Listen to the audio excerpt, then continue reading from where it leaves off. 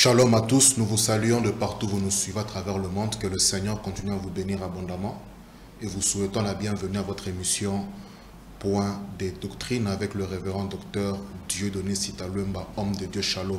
Shalom mon frère. Un mot à tous ces hommes et ces femmes qui nous suivent et qui renouvellent leur confiance en étant connectés à ces programmes de manière renouvelée.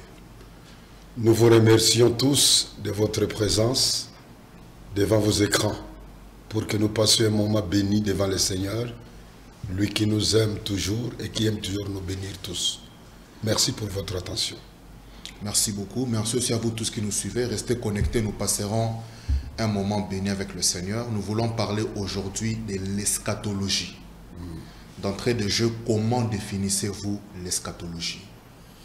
L'eschatologie, c'est une partie de la théologie systématique qui se concentre sur la doctrine des choses de la fin. C'est-à-dire que la Bible nous présente l'histoire comme ayant un commencement et une fin. Il y a la fin du monde dont la Bible parle. Il y a un jour où les choses changeront. Alors l'eschatologie se concentre sur tout ce qui était futur par rapport au moment où les textes étaient écrits, ou bien des choses qui sont futures par rapport à nous, qui concernent ou les individus ou l'histoire en général. C'est pour cela que dans l'eschatologie, il y a deux grands chapitres. Il y a l'eschatologie personnelle et l'eschatologie générale. Voilà en gros ce que je peux dire. On peut savoir un peu de quoi parle précisément l'eschatologie personnelle avant d'aborder l'eschatologie générale. De quoi parle l'eschatologie personnelle? L'eschatologie générale parle de ce qui concerne un individu, l'individu là, c'est l'eschatologie personnelle. Personnelle alors, ok. Personnelle, excusez-moi. Oui. L'eschatologie personnelle concerne l'individu entre les jours de sa mort et les jours de sa résurrection. Ça, c'est l'eschatologie personnelle. D'accord. Et l'eschatologie générale concerne la période qui est entre le retour de Jésus-Christ sur la terre jusqu'à la création des nouveaux cieux et la nouvelle terre. Il y a beaucoup d'événements dont la Bible parle qui se passeront quand Jésus reviendra sur la terre et il y aura la création des nouveaux cieux et la nouvelle terre. Parce que la Bible est claire que cette terre sur laquelle nous vivons disparaîtra et les cieux que nous voyons disparaîtront aussi. Et à votre avis, vous pensez qu'aujourd'hui c'est important d'étudier l'eschatologie? Y a-t-il des avantages à étudier cela? Est-ce que ça vaut la peine pour un être humain, un enfant de Dieu, une personne, de pouvoir être au courant de ce que l'eschatologie enseigne? Y a-t-il des bénéfices à être au courant de tout ce que vous dites par rapport à l'eschatologie aujourd'hui? Quand Dieu nous dit une information, c'est que la chose est très importante pour nous. C'est Dieu qui en parle dans son livre. En quoi cela est important? C'est que quand nous avons des informations qu'il faut, ces informations nous motivent à la crainte de Dieu. Ces informations nous motivent à mener une vie de sanctification. Ces informations nous préparent à des choses qui viennent. Parce que ce qui arrivera ou ce qui est en train d'arriver a de l'impact sur notre vie de chaque jour. Ces informations sur l'eschatologie nous motivent aussi à l'évangélisation. Parce qu'il est clairement souligné de la parole de Dieu que ceux qui croient en Jésus-Christ ont un autre chemin dans le futur par rapport à ceux qui ne croient pas en Jésus-Christ. Ça nous aide donc à évangéliser. Ces informations nous motivent aussi à nous affectionner à des choses éternelles. Paul a dit que nous devons avoir une attention tournée vers les choses qui durent à jamais. C'est important parce qu'il y a des choses qui attirent notre attention dans ce monde, mais qui n'ont pas tellement de l'impact pour toujours. Ces informations nous motivent à pouvoir nous rendre compte que Dieu est fidèle. Quand nous voyons comment les choses se réalisent dans l'histoire, alors que la Bible en a parlé, ça nous montre que nous avons raison d'avoir confiance à la Bible. Ça nous motive à dire que Dieu est tellement fidèle. Et quand nous savons que Dieu est fidèle, même notre confiance en lui aussi est affermie. Notre confiance en lui est édifiée. Et notre souci de manifester notre amour envers les autres aussi est encouragé. Donc l'eschatologie a une influence réelle sur notre vie de chaque jour. Pendant que vous parliez d'eschatologie personnelle, vous avez dit que ça concerne ce qui a trait de la mort, si on a bien suivi, jusqu'à ce qui a la résurrection. Alors, on peut commencer par l'eschatologie personnelle.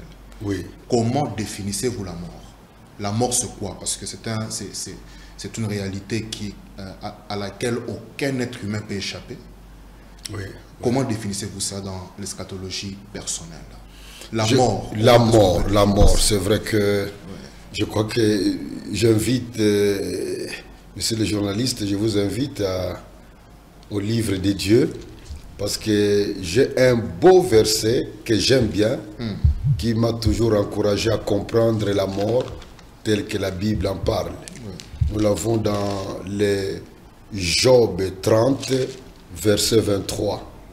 Job 30, 23.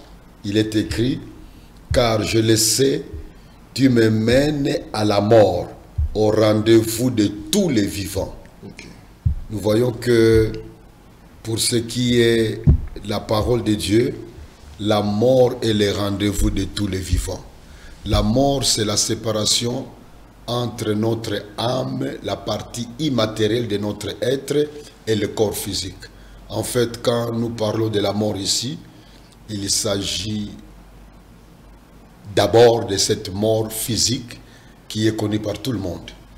Chacun de nos téléspectateurs doit avoir connu la mort d'un membre de famille, ou d'un ami, ou d'une connaissance, ou d'un voisin, ou d'un collègue, ou d'un inconnu. La mort frappe tout le monde, toutes nos maisons, toutes nos villes. La mort est là présente, c'est la mort physique. Okay. Séparation entre la partie immatérielle de l'homme et la partie matérielle de l'homme. C'est ça la mort. C'est un rendez-vous de tous les vivants, parce qu'en réalité, quand nous mourons, il se passe quelque chose après. Il y a un rendez-vous qui nous sommes convoqués devant le trône. Nous sommes convoqués.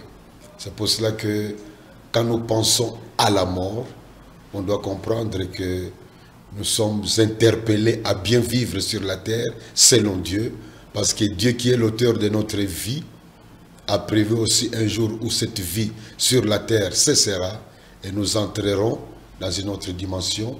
Là, nous devons rendre compte devant Dieu de comment nous avons géré notre vie sur la terre. Mais vous parlez de la mort physique. Y a-t-il d'autres types de morts, ou c'est la seule mort que tout être humain rencontre? La Bible parle de 3 sortes de morts. 3 sortes de morts. 3 sortes de morts. Il y a la mort physique dont je viens de parler. Il y a la mort spirituelle.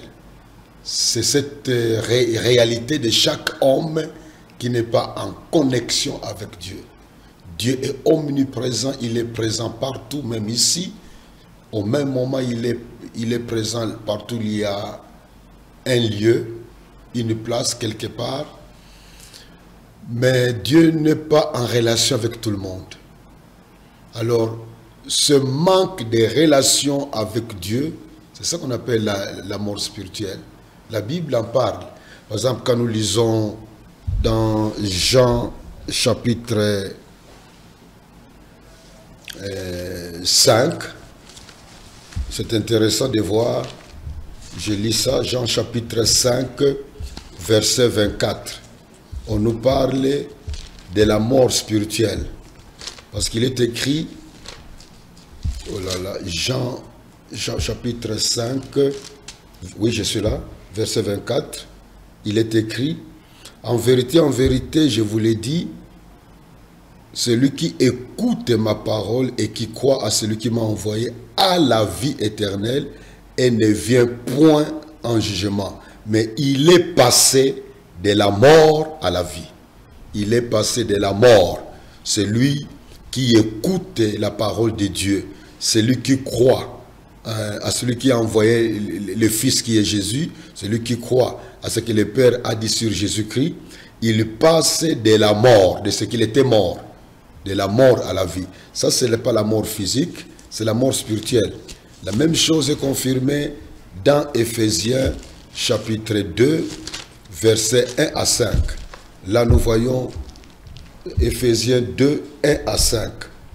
C'est Paul qui s'adresse aux Éphésiens. Vous étiez morts par vos offenses et par vos péchés, dans lesquels vous marchiez autrefois, selon les trains de ce monde, selon les princes de la puissance de l'air, de l'esprit qui agit maintenant dans les fils de la rébellion. Nous tous aussi nous étions de leur nombre, et nous vivions autrefois selon les convoitises de notre chair, accomplissant les volontés de la chair et de nos pensées. Et nous étions par nature des enfants de colère comme les autres. Mais Dieu qui est riche en miséricorde, à cause du grand amour dont il nous a aimés, nous qui étions morts par nos offenses, nous a rendus vivants avec Christ. C'est par grâce que vous êtes sauvés. Nous qui étions morts par vos offenses.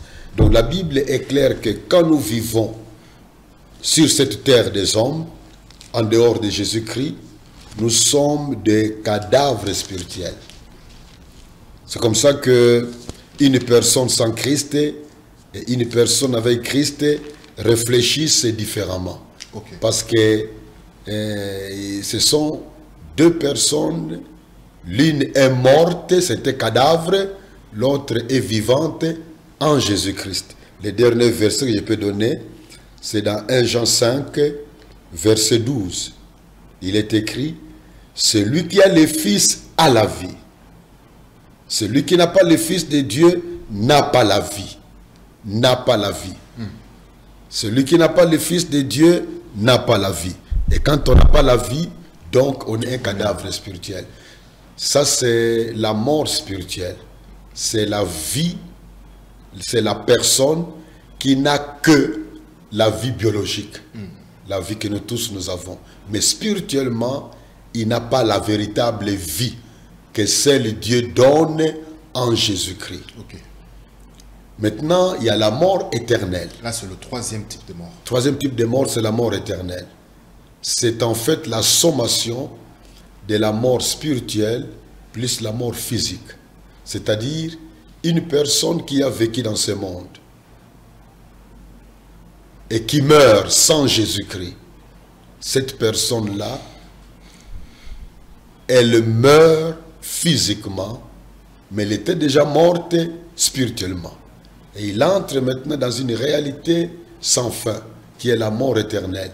C'est la séparation à jamais de l'être humain avec son Dieu. C'est la mort éternelle, qui est un grand drame. Et quand nous lisons dans Apocalypse 20, versets 11 à 15, Apocalypse 20, versets 11 à 15, puis je vis un grand trône blanc et celui qui était assis dessus.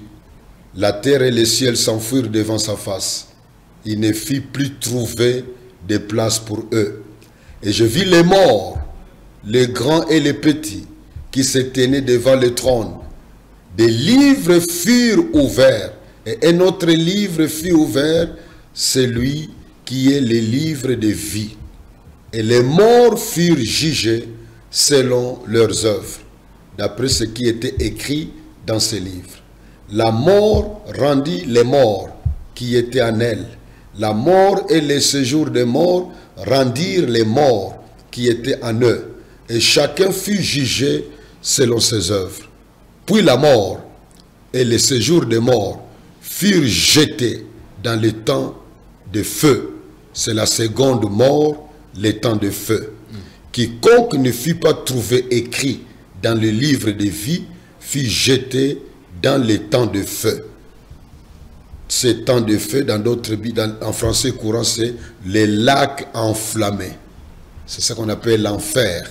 Mais on voit à la fin du verset 14, c'est la seconde mort. Cette seconde mort-là, C'est ça la mort éternelle. Ok. Donc, en résumé, la Bible parle de 3 sortes de morts. Il y a la mort physique qui frappe tout le monde, sauf ceux qui vivront quand Jésus viendra prendre son église. Il y a des gens qui ne passeront pas par la mort physique, qui connaîtront une transformation de leur corps et iront enlevés dans les airs. Il y a la mort spirituelle, c'est la mort que a toute personne qui vit physiquement, mais qui n'est pas en relation avec Dieu par Jésus-Christ. Et la mort éternelle, c'est la sommation des 2 morts. Nous sommes en train de parler, nous vous suivons très bien, homme de Dieu, mais nous sommes en train de parler de l'eschatologie personnelle. Oui. Alors, une question qui peut venir, qui peut traverser quelqu'un qui nous suit, est-ce que la mort est le seul sujet de l'eschatologie personnelle, ou bien il y a d'autres sujets que l'eschatologie personnelle traite? Nous avons dit ceci quand nous avons défini l'eschatologie personnelle. Il s'agit de tout ce qui concerne la situation de l'histoire humaine entre la mort d'un individu et sa résurrection. Oui.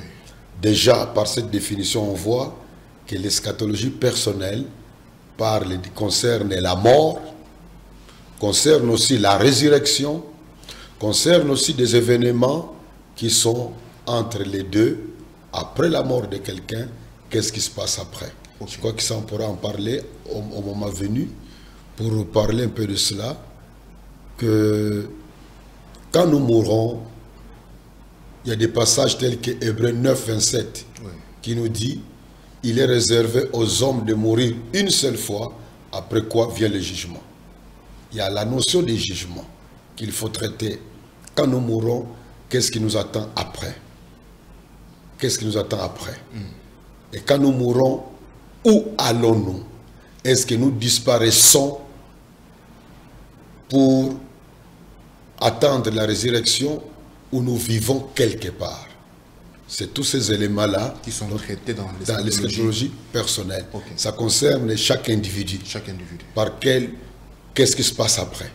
Quand quelqu'un meurt, nous allons enterrer son corps au cimetière, et lui maintenant, il est où? Il est où, voilà.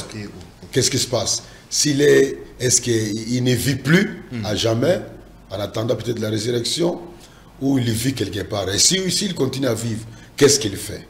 Qu'est-ce qui se passe? C'est là où beaucoup de gens,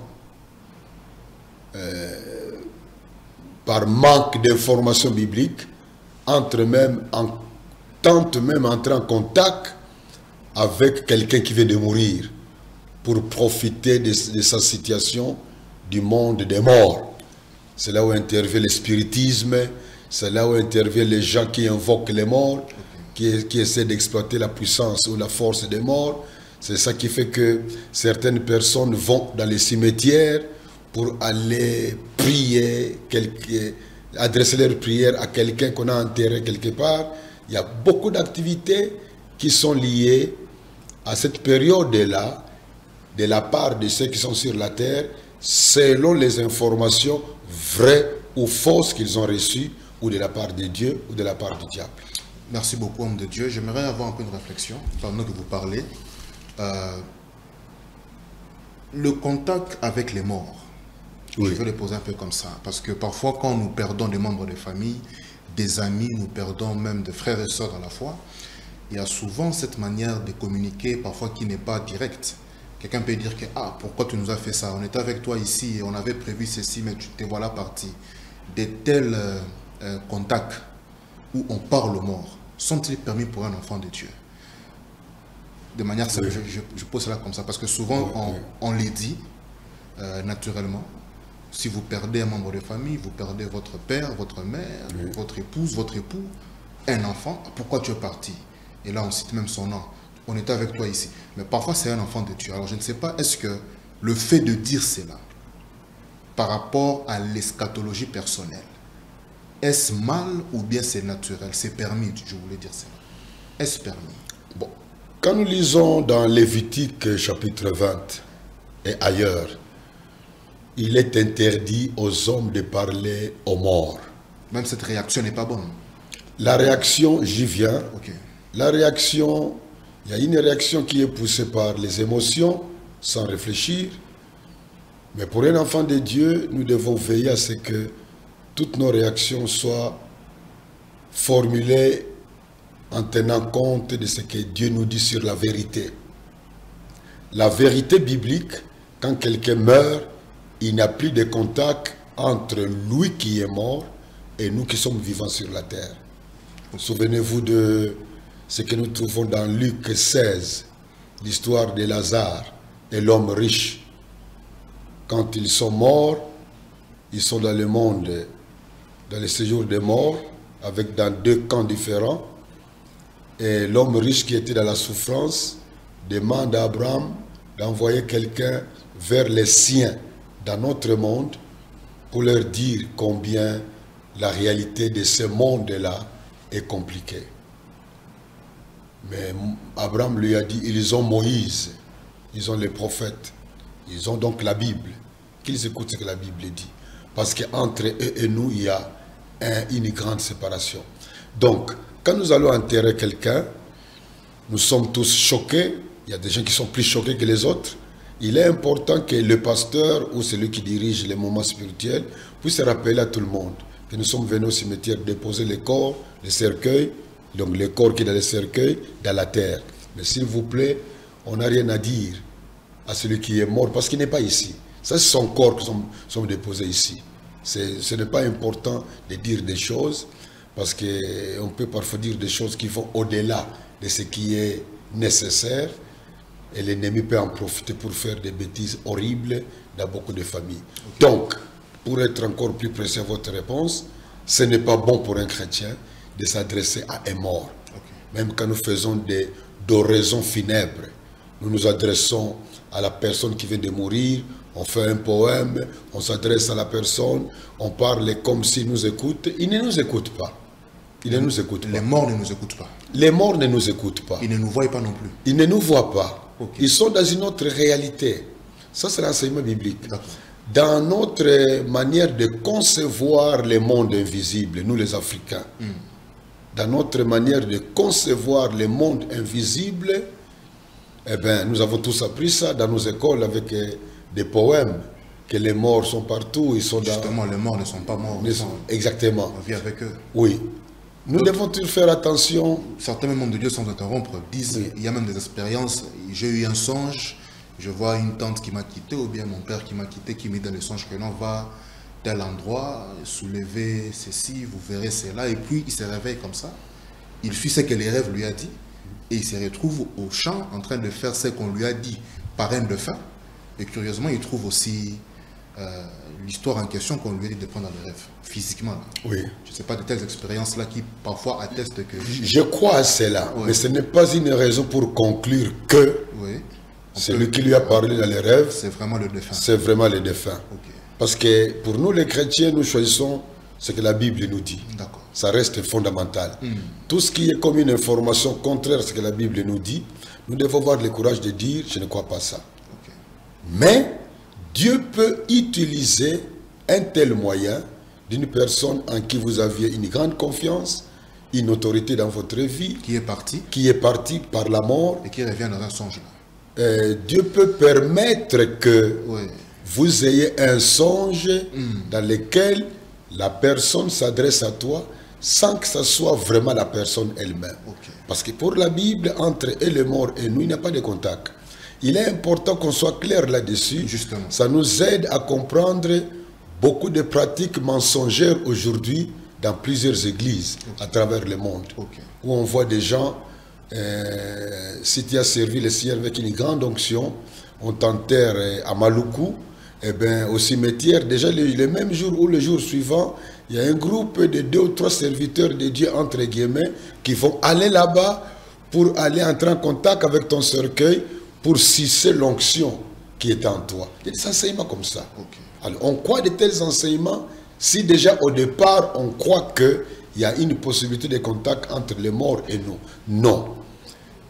Ce phénomène-là je ne peux pas m'opposer à ça parce qu'on a des faits qui se passent.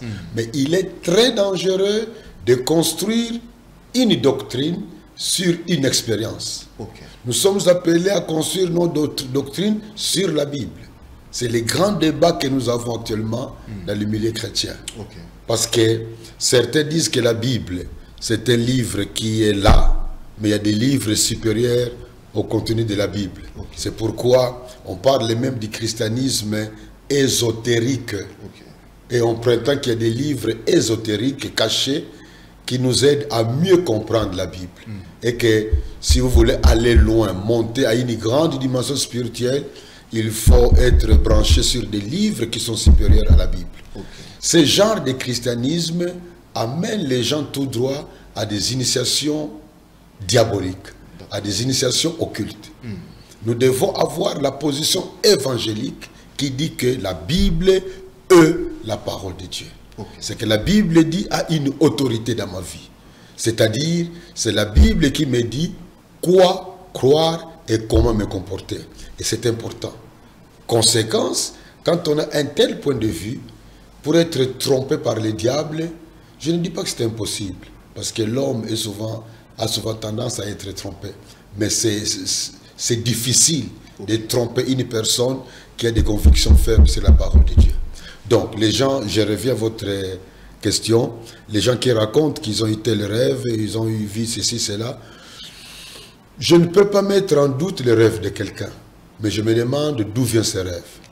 Parce que nous le savons tous que le rêve a trois sources. Ou c'est Dieu qui parle, ou c'est un démon qui parle, ou c'est notre esprit humain qui nous parle aussi. Nous avons l'esprit humain.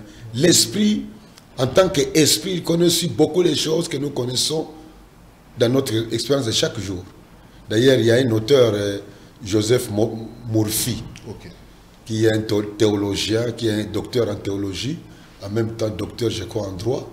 Il a écrit beaucoup de livres qui sont exploités par les New Age, et il parle beaucoup de subconscient, de la puissance du subconscient. Il parle comment l'homme est capable d'expérimenter la guérison par son subconscient. Comment l'homme peut connaître des choses cachées par son subconscient.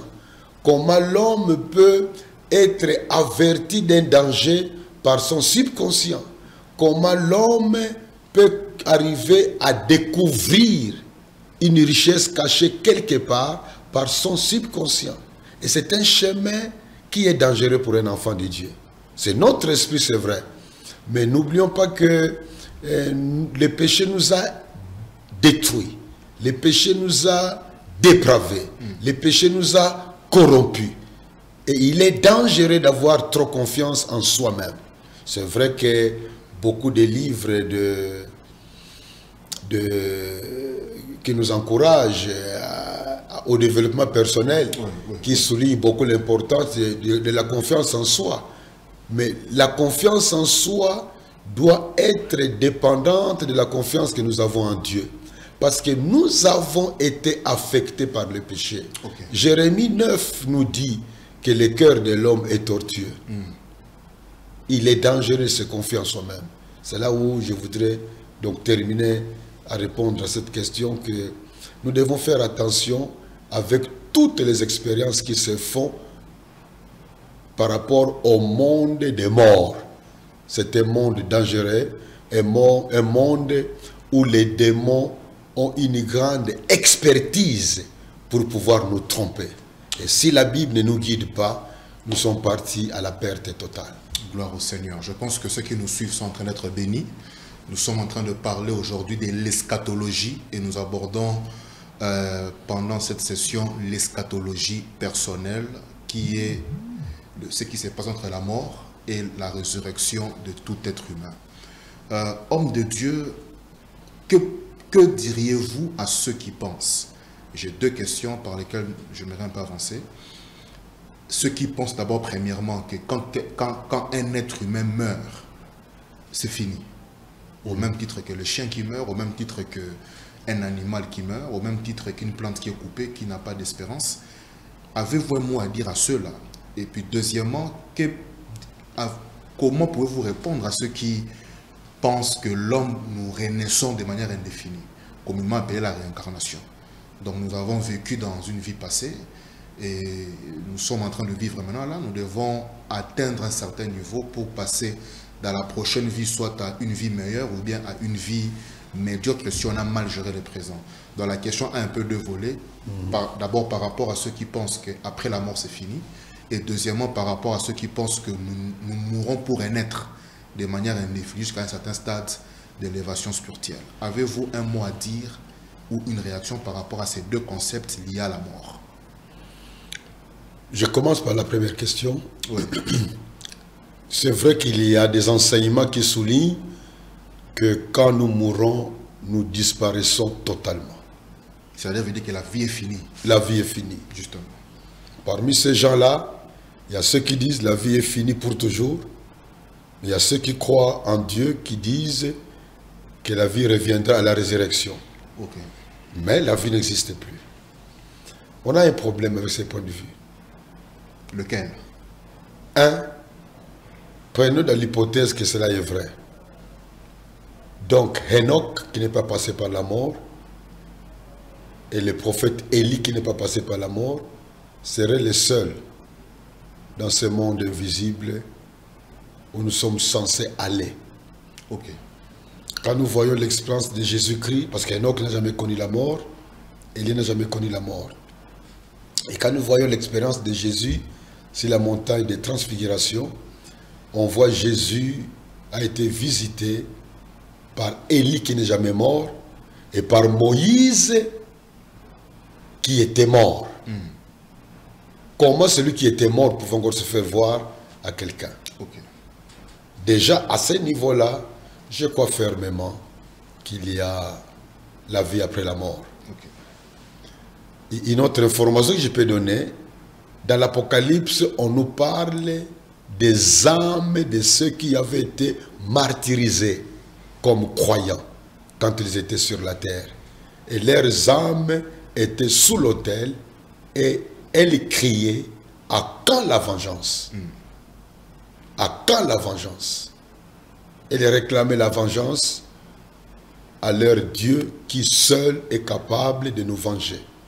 Mais on parle des âmes qui étaient là, vivantes. Ce qui fait qu'il est important de faire attention à des passages qui soulignent que quand nous mourons, nous ne disparaissons pas totalement. Il y a la vie qui vient. Et je crois que je proposerai que la prochaine fois, nous puissions encore en parler tout en progressant dans notre discours. Quand je reviens à la deuxième question, la réincarnation, je ne crois pas ça. Vous ne croyez pas à la réincarnation? Non. C'est un enseignement tout à fait occulte qui vient de l'occultisme. Okay. Toutes les branches de l'occultisme, ou plutôt disons, la plupart des branches de l'occultisme croient à la réincarnation. Okay. Pourquoi je ne crois pas à la réincarnation? À cause de Hébreux 9, 27, qui dit clairement: il est réservé aux hommes de mourir une seule fois, après quoi vient le jugement.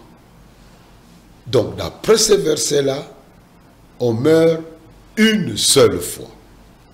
Or, si la réincarnation est vraie, d'ailleurs, en passant, je souligne que la réincarnation, c'est un enseignement qui vient de l'hindouisme. Okay. Et si cela est vrai, donc la Bible contient un mensonge. Parce que pour la Bible, il est réservé aux hommes de mourir une seule fois. Or, si la réincarnation est vraie, de ce qu'on peut mourir plus qu'une seule fois. Oui. Quand on vient dans cette vie, on va mourir, on va revenir. Parce qu'en fait, l'enseignement de la réincarnation dans l'hindouisme, eh bien, on nous dit qu'on peut renaître même des millions de fois. Même des millions de fois. Oui. Ce qui est faux d'après Hébreux 9, verset 27. Un autre passage qui qui m'aide à ne pas croire à cela, c'est Apocalypse 1, 17 à 18. Là où il est souligné, et c'est Jésus qui dit lui-même, « Je tiens les clés de la mort et du séjour des morts. C'est Jésus qui a l'autorité sur la mort, le pouvoir sur la mort. C'est lui qui domine la mort. Donc si la réincarnation existe, de ce qu'on revient dans ce monde sans autorisation de celui qui a la clé de la mort et la clé du séjour des morts.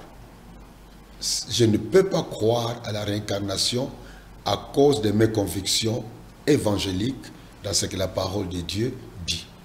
Voilà pourquoi, d'ailleurs, un des signes pour reconnaître un occultiste, personnellement, j'utilise beaucoup cette notion de la réincarnation.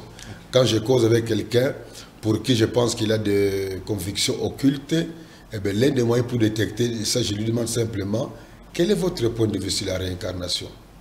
Et vous verrez que, quelle que soit la loge ou la société philosophique dont il est membre, il va vous en parler avec éloquence parce qu'il a eu des informations beaucoup dans ces milieux-là de la part de son mouvement spirituel. Okay. Voilà pourquoi je ne peux pas croire à cela.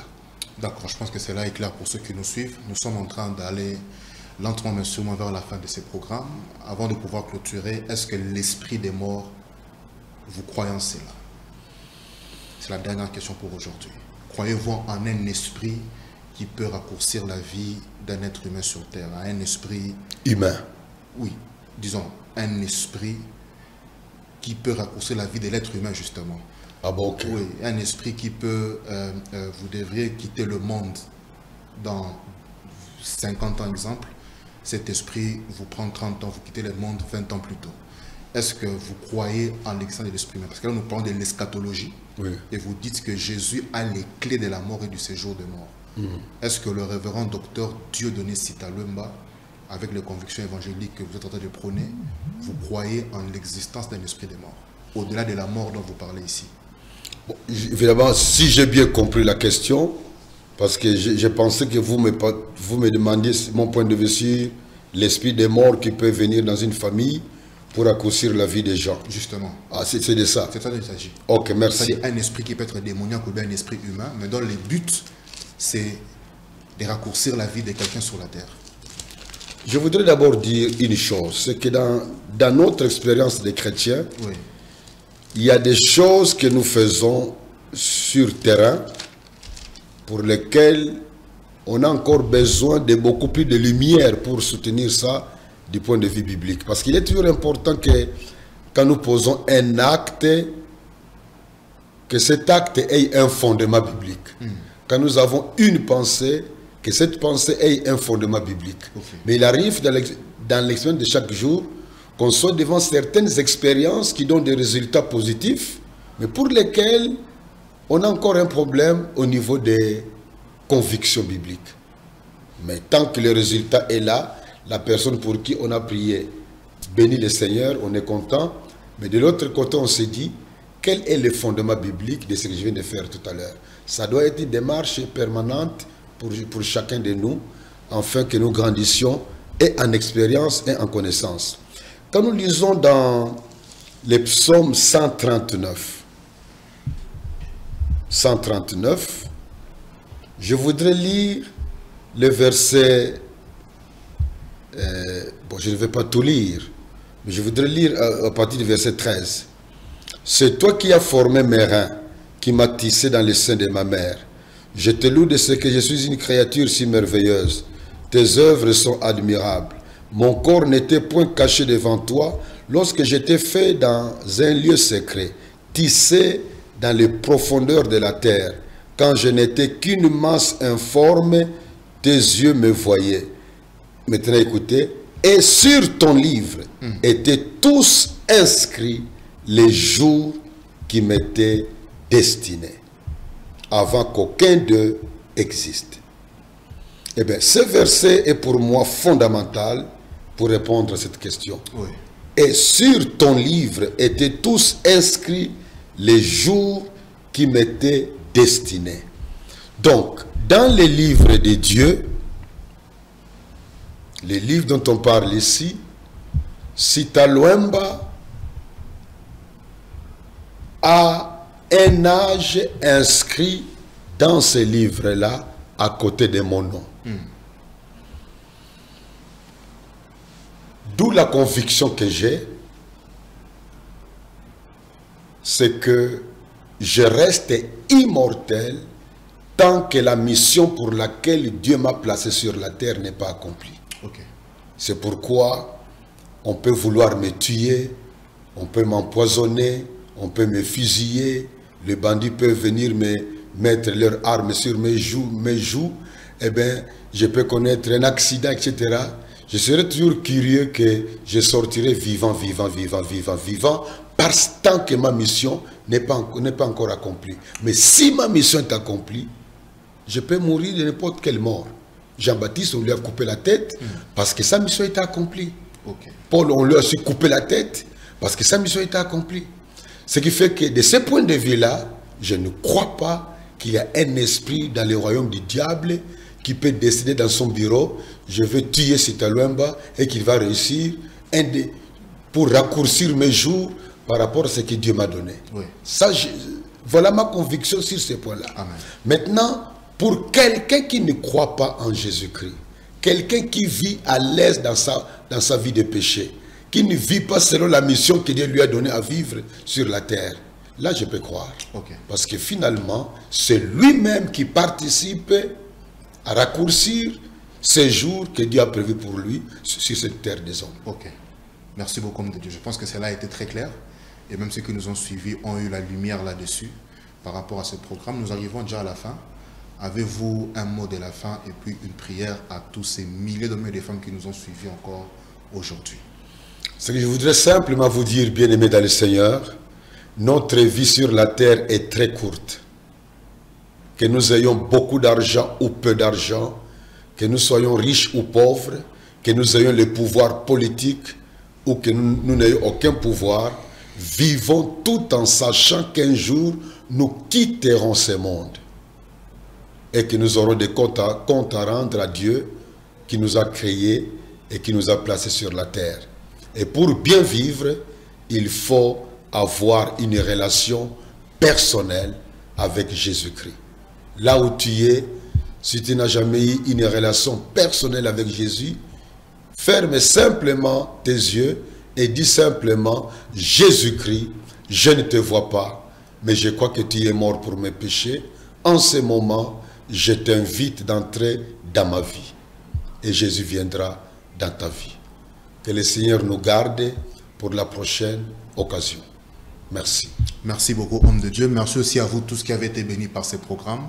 Le numéro sont en bas de l'écran. Entrez en contact avec nous s'il y a des questions ou des préoccupations. D'ici là, portez-vous bien. On se retrouve à la prochaine épisode sur la même chaîne et à la même heure. Que Dieu vous bénisse abondamment. Maranatha.